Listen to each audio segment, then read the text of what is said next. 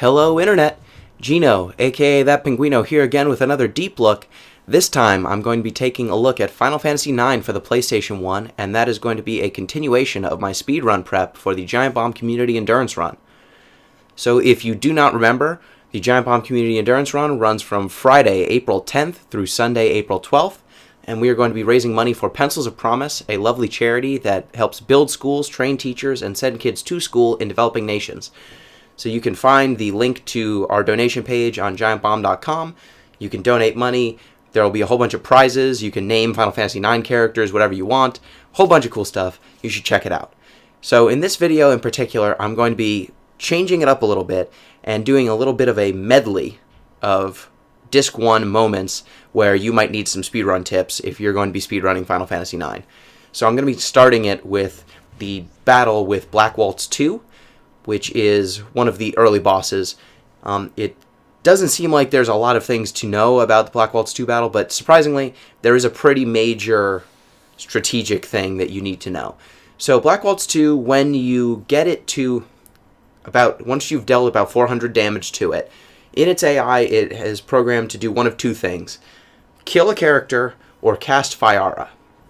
Now, Fyara will target everyone except Garnet, and it will probably kill at least 2 characters. It's really long animation and very strong. So what you want to do instead is attack it twice with Zidane and once with Steiner. That will deal the 400 damage you need.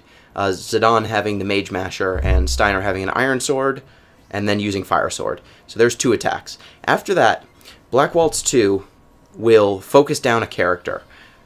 It will target someone and try to kill them. If it does not kill them, you need to then kill them. So, in this case, it's going to use Thunder on Vivi, and Zidane's going to attack. And once Zidane attacks, luckily Vivi's already dead. So, it actually causes Black Waltz 2 to skip the part in its AI where it would use Fyara, or Fyra. That basically, so this Blizzard here kills Vivi. So I got him back up. He focused him again. That second attack on Vivi killed him, so now I can go at Black Waltz 2. That causes it to skip the part of its AI where it will do Fyra. And now Black Waltz 2 doesn't have a lot of damage. Fyra is really the only all-hitting attack where you could be in jeopardy of wiping, and by avoiding that attack, you're also avoiding all of the healing that is necessary after suffering it. So that skip is super important. It makes the fight go a whole lot faster. It skips a very long animation, and it skips a lot of healing. So you're going to want to do that. It took me some practice to get it done properly, but once I was able to execute that skip, I saw how much time it saves and how much safer it makes the Black Waltz 2 fight. So the next little bit of skipping I'm going to show is during the Festival of the Hunt in Lindblum. So after you go to Lindblum the very first time, Zidane, Freya, and Vivi enter into a contest where you have to hunt monsters. You have 12 minutes to get as many points as you can. If Zidane wins the contest, you get a bunch of gil. If Freya wins, you get a sweet accessory, the coral ring. And if Vivi wins, you get a card, like a theater ship card. You don't want that one. Vivi shouldn't win. Don't make Vivi win. I'm sorry, this is the only time I'll say that. Don't make Vivi win. The person you want to win is Freya, because you can't get a coral ring until a couple of synthesis shops further into the game than Lindblum. So it's a chance to get a really good accessory very early in the game. Zidane's money is useful, but not as useful as Freya's ring. And so what you want to do to skip straight to Freya winning is go ahead and attack Zidane. Have him kill himself in the very first battle. So what happens is you're annihilated, Zidane is eliminated from the tournament, and the tournament just ends. At which point you will jump ahead to the award ceremony, and Freya will win. She always wins. As long as Zidane knocks himself out, Freya will always win. So you want to make sure Zidane knocks himself out in the very first battle, and then Freya goes and graciously accepts an award, which is super useful for your party. So I get the Master Hunter and the Coral Ring. And that's going to allow her to absorb thunder magic. It's going to be super important for dealing with Beatrice. It's going to teach her some other abilities. It's really useful to have. So the next skip I'm going to show, I just stocked up on potions in Phoenix Downs right here, because this is the first time you really go on the world map for a prolonged amount of time. You're leaving the Dragon's Gate. It's when you go to Gizmaluke's Grotto. It's when you find the Chocobo for the first time. And ordinarily, you'll run into quite a few battles running around on the world map. But there's actually a way to mitigate the amount of battles you run into on Final Fantasy IX's world map, and that is in stutter stepping, what I am doing right here. So the step counter in Final Fantasy IX only increments if you're holding down the directional button, I believe for about a second or more, and then it ticks up. If you're stutter stepping, you're technically only depressing the button for less than a second, so the step counter doesn't go up. So the thing that governs random battles isn't incrementing so long as you're stutter stepping, and it lets you cover huge amounts of ground without running into battles. The better you get at stutter stepping, the fewer battles you can expect. I am not perfect at it, so I run into battles sometimes, and this is the longest stutter step sequence in Final Fantasy IX. So if you're going to run into battles, it's probably here. Even I did.